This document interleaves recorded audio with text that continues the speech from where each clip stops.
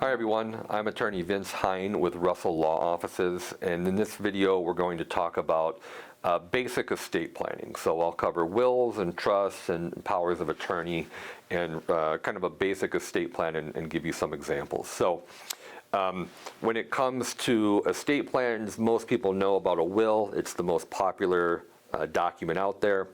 A will does not avoid probate though, and furthermore, a will, if it conflicts with what your beneficiary designations say on your life insurance or your 401k, the will loses. So a will can have some value. For younger couples, you can name a guardian. You can also have a trust inside of your will, known as a testamentary trust.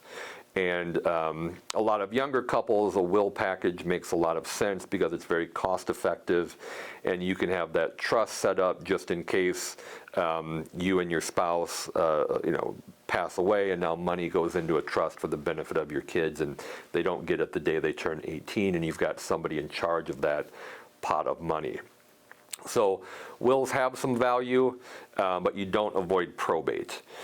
Trusts, on the other hand, if properly funded, you do avoid probate. And so a lot of times when you're deciding between a will or a trust, it's really just an issue of cost.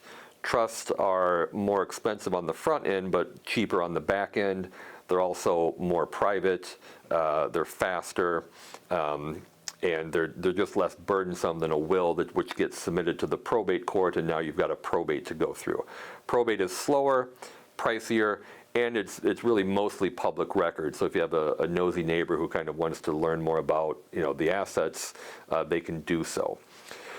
Now, whether you do a will or a trust, right, which is just to say, whether you're trying to avoid probate or if you want something that's a little bit more cost effective on the front end, I would still recommend that you do powers of attorney. This is for anybody who's doing a will or a trust. And if you do a trust, you have a will too. It's just called a pour-over will that says, if it's not in my trust when I die, put it in there. But irrespective of those approaches, you should do a healthcare power of attorney and a financial power of attorney. Now these, unlike your will or trust, these, once you die, they die with you.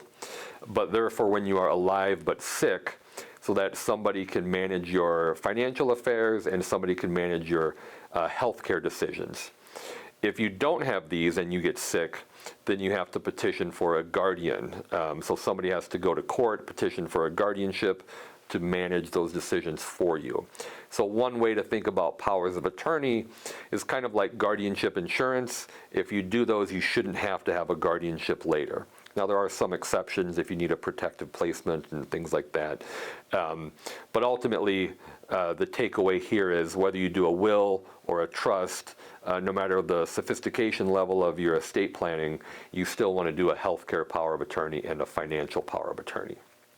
Now a living will is slightly different from a healthcare power of attorney.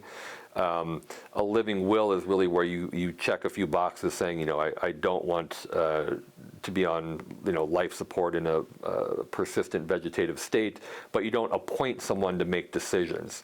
So the healthcare power of attorney is always superior because it really covers most of what's in the living will, but you also appoint someone to make decisions.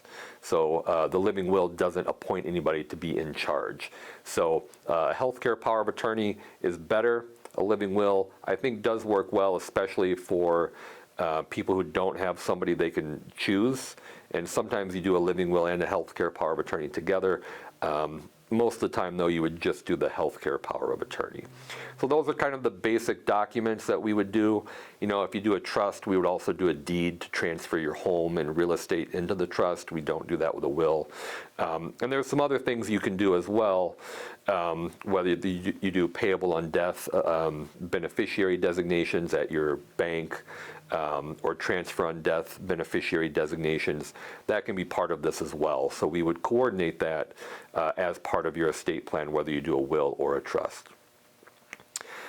Thank you for your time. Again, I'm attorney Vince Hein with Russell Law Offices, and the purpose of this video is just to give you kind of a brief overview of the various estate plans out there, at least at a basic level.